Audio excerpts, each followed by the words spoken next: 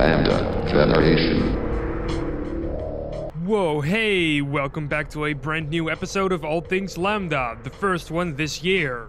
We're back from our festivities and we're ready to spread some more Half-Life news, so let's get this party started. Chariot Drive has released the final chapter of their live-action Half-Life series called the Freeman Chronicles, the episode being called Episode 2, Part 2. I see what you did there. In this episode, Gordon continues his escape from Black Mesa and he encounters a mysterious man in a suit.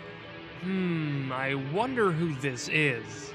I'm not going to spoil too much, of course. You really have to go and see it for yourself. It's also worth mentioning that this is the final installment, so there won't be any more after this one. A link has been added in the description.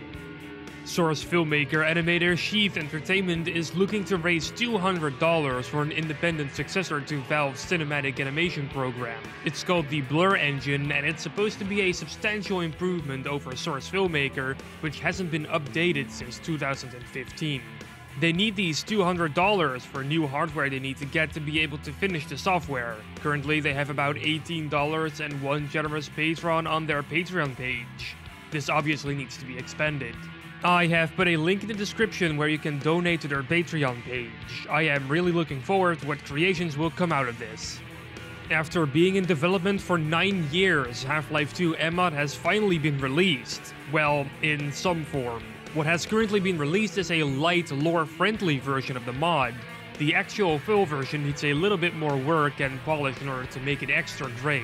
I have played some of MMod and I gotta say, it's pretty amazing. Not only did they improve on the weapon models and animations, they also reworked some of the particle effects to make them look and feel extra chunky. There are also some graphical improvements and some new footstep sounds, making characters sound a bit more organic instead of making them sound like they're made out of concrete. All of this can be downloaded from the link in the description. Follow the installation instructions and bam, you can start playing MMod. Have fun!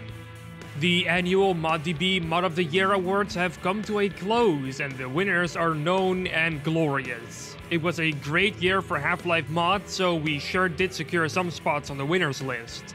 Let's have a look. Black Mesa Azure Sheep has won the Best Classic Revival Award in the Editor's Choice Awards. Year of the Dragon has won the Best Crossover Award, also in the same category. Raising the Bar Redux has won 5th place in the Player's Choice Best Upcoming Mod Award, and Half-Life 2 Classic has won 2nd place in that category. And last but certainly not least, Half-Life Echoes has won the 3rd place in the Player's Choice Mod of the Year award. Congratulations to all the winners, you all have deserved it. Now for some rather sad news. Philip Marlowe, a veteran of the Half-Life community and the owner of RunThinkShootLive.com, has stepped down from the site and the Half-Life community entirely. Now, this doesn't mean that RunThinkShootLive.com will go away. It's being taken care of by Don aka Unk, another Half-Life community member from now on. Same goes for the Twitter account. However, the site and Twitter account are going to be less active than before, and there will most likely be no Lambda Cups and mapping challenges anymore.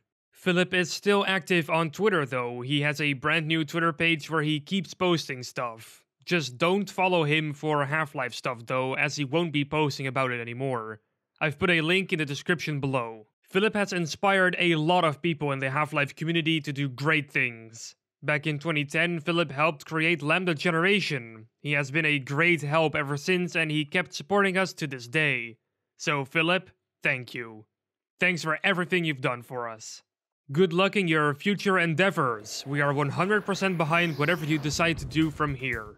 Tripmine Studios has released a new media update on ModDB detailing some new weapon improvements and some new props to go along with it. What's mainly on display here are weapon animations, and they look gorgeous. They're smooth and lifelike. The props themselves look really nice and detailed as well. There's also a picture showing off the Captive Fright level in Guard Duty, the Blue Shift remake. Apart from that, they have included some nice posts from their forum from the past year, showing exactly what they've been up to. A link can be found in the description to their ModDB post. Half-Life Absolute Zero, the Half-Life prototype mod, has unfortunately been delayed. It was originally scheduled to release on February 12th this year. This is because one of the developers on the project has gone silent, leaving the team without some really critical files. Despite all that, we do have some really nice screenshots to show here. They really bring that early Half-Life feel forward. It's pretty great. Now, it's unknown when exactly Absolute Zero will launch, but I hope the team can finish the project and I wish them the best of luck. I've put a link in the description to their news post. And this marks the end of episode 26 of All Things Lambda. Despite the major setback at the beginning of the year, I believe this will be a great year for the Half-Life community. Like what we do? Follow us on social media, they're on screen right now. We post more Half-Life stuff on there and it's totally worth checking out. Like what I do? Follow me on Twitter, that's @farlumi. I post neat stuff on there sometimes. Subscribe to my YouTube channel too. Some good content is coming your way. Don't forget to like the video if you did and to subscribe to LambdaGeneration so that you never miss another All Things Lambda. Arrivederci!